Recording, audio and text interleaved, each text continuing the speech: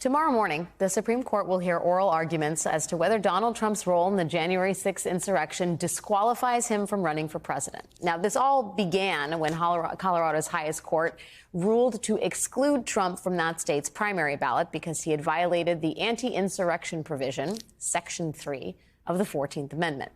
I spoke to former presidential candidate Hillary Clinton about how she thinks the court will handle such a novel case. The Supreme Court is taking up the 14th Amendment question tomorrow, right? Did Trump foment an insurrection? Should he be taken off the ballot? Let's table the first part of that. But the idea of effectively defeating Trump by getting him off the ballot, do you think that is a good endeavor or not? Well, I've tried to educate myself on this because it's clear that this is not a section of the 14th Amendment, Section 3, that a lot of us paid a lot of attention to in the past. Haven't had to. They haven't had to, thank goodness. But there's a very strong argument. And remember, this argument did not come from liberals. They didn't come from people, who already are against, Trump at all. They came from conservative originalists, as they like to call themselves, law professors, lawyers, who basically said, if you read Section 3 of the 14th Amendment, it's pretty clear that he should not be permitted to run for president. I think the argument is very strongly on their side. Now, what's the remedy? Is the remedy for the Supreme Court to say, no, he can't be on the ballot? Or is the remedy for the court to say, this very well can apply constitutionally, but it's up to the states to make the determination? Because remember, states in our federalist system actually run elections. And I think that might be where the court ends up. Maybe they could get to the point of saying, no, Section 3 doesn't apply, or you have to be convicted first. They could come up with some out for Trump. But if they want to be true to their so-called originalist interpretation, then I think they have to find that Section 3 applies to people who foment and participate in insurrections. But the remedy lies in the states, which would be kind of a fair way of kind of parsing this. Do you worry, though, if it's left up to the states, you basically get Trump taken off the ballot in blue states and staying on the ballot in red states? That's what our federalist system, very well may lead to. I think it'd be better if he were just roundly defeated. But on the other hand, I also don't think it's wise to ignore the Constitution. So it's a really difficult problem that he has created for the courts and for states. You're in a dilemma. If you ignore the Constitution and basically say, we're not paying attention to it, or if you try to write it away and say it doesn't apply, even though I think most historians, as well as legal experts, say it does, you're also doing damage. So that's why I say maybe they'll come up with this approach. Look, the states run elections. It's going to be up to the states. I think a lot of states will be very reluctant to take him off the ballot because I think that would be a political firestorm in a lot of states. But on the other hand, some will. I just wonder, I think about the 2016 election, right? Yeah. And we're more deeply divided than even then. Yeah. And I think about the 2020 election where, half the Republican Party, three-quarters of the Republican Party, depending on the polling, doesn't believe that Joe Biden won. What happens if you don't even have Donald Trump on the ballot, and one part of a country, elects Joe Biden, the other part of the country elects Donald Trump? Well, but look at why we're in this mess. We're in this mess because we have a man who cares nothing about our Constitution, cares nothing about our country, cares nothing about real national security. All he cares about is himself. That's all he cares about. He cares about his own power, his own prestige, his own standing. And how do you say, wait a minute, this is not permitted within our system?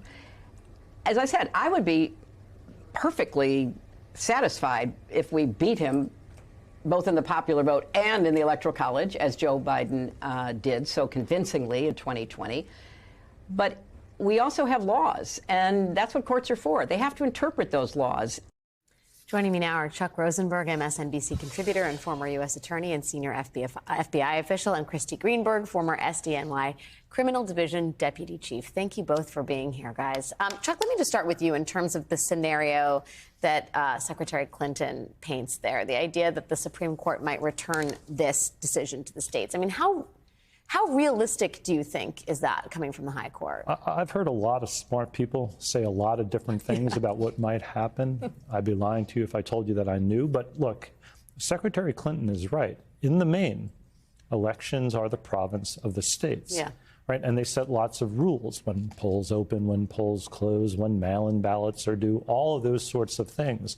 So is it possible that the Supreme Court returns this to the states? I think so. Strikes me that it would be chaotic. Completely chaotic, wouldn't it be, Christy? I mean, then it would, would it not just be up to, depending on what the process is for getting a name on the ballot, the secretaries of state or the voters to sue the secretaries of state to get Donald Trump's name removed?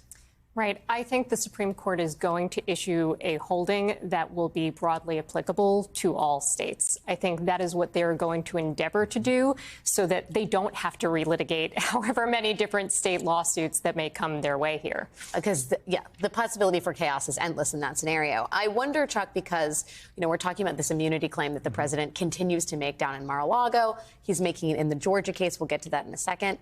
Do you think that these two cases, that there's kind of, whether spoken or not, an intersection in the minds of the court? Like they might hand Trump a loss on a presidential immunity defense if they hand him a win on the 14th Amendment case, which would be you can stay on the ballot. Yeah, it's certainly linked in the minds of the public, I think. Whether or not the justices are thinking of it that way, Alex, I don't know. But it's hard because they don't, in many cases, they can pick what they hear, right? Many, many people petition the Supreme Court, and the Supreme Court takes a very small number of cases each year. I think here they're kind of stuck. These are the biggest, most important cases, and they involve really difficult constitutional issues. So I'm not sure you can duck it.